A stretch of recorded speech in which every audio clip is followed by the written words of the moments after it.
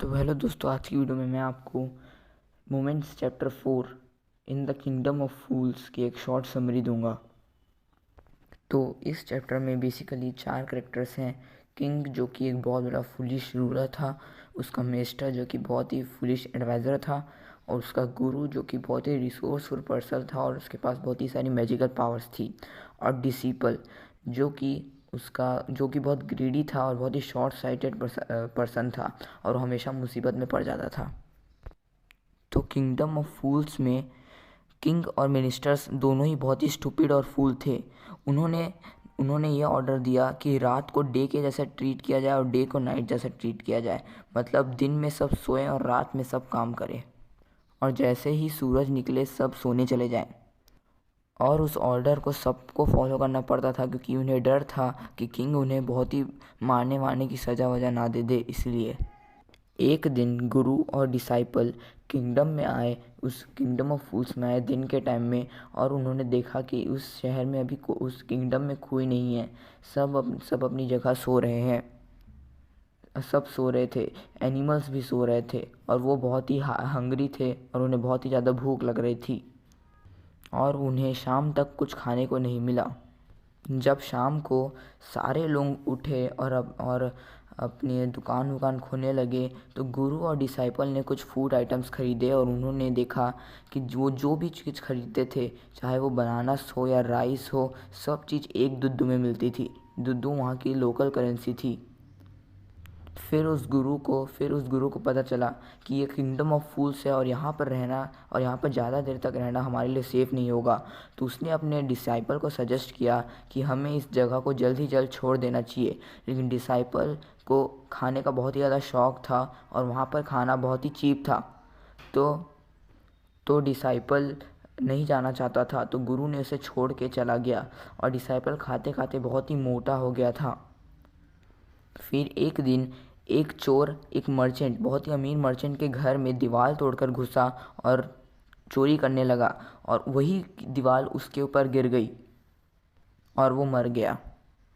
और फिर उस चोर के भाई ने किंग को कंप्लेन की कि जो हाउस का जो ओनर है उसे फांसी की सज़ा सुनाई जाए और उसके भाई को जस्टिस मिलनी चाहिए। लेकिन फिर किंग ने इस केस को जब सुना तो मर्चेंट को उन्होंने इस पूरे केस का जिम्मेदार बताया, क्योंकि उसकी घर की दीवार गिर गई उस थीव के ऊपर। लेकिन फिर मर्चेंट ने उस ब्रिक लेयर के ऊपर ब्लेम डाल दिया जिसने घर बनाया था, जिसने उस दीवार को बनाया था, क्योंकि उसने अच्छे से काम नहीं किया था और उसने एक वीक वॉल बनाई।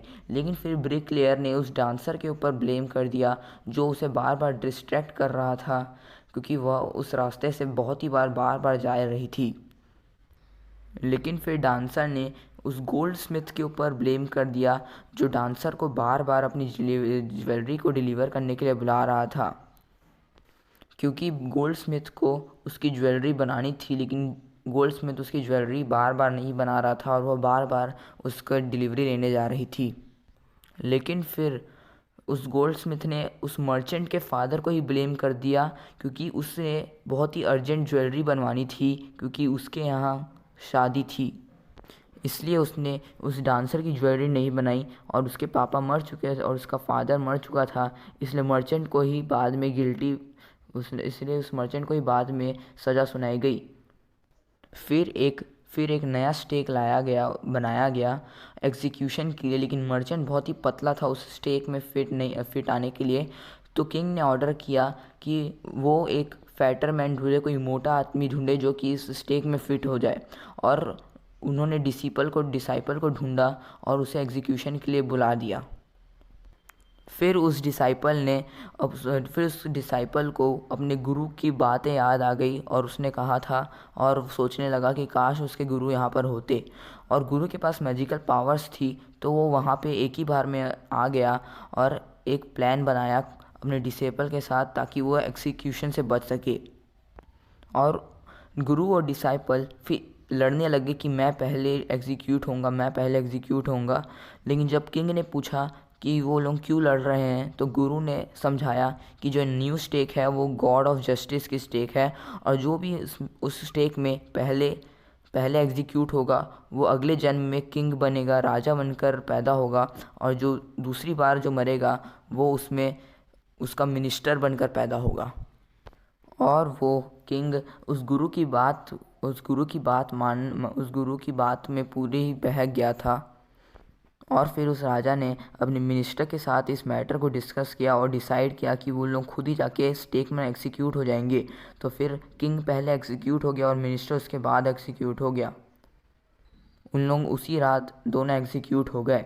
फिर अगले दिन उस किंग और मिनिस्टर की डेड बॉडीज़ को निकाला गया और उनकी डेथ पे उन्होंने श्रद्धांजलि दी और गुरु और डिसाइपल को रिक्वेस्ट किया कि वो उनके किंगडम के किंग और मिनिस्टर बन जाए। और गुरु और डिसाइपल उन लोगों की बात मान गए और सारे रूल्स चेंज कर दिए। दोस्तों, ये चैप्टर यहीं पे ख़त्म होता है। प्लीज़ इस वीडियो को लाइक कीजिए, शेयर कीजिए और सब्सक्राइब कीजिए।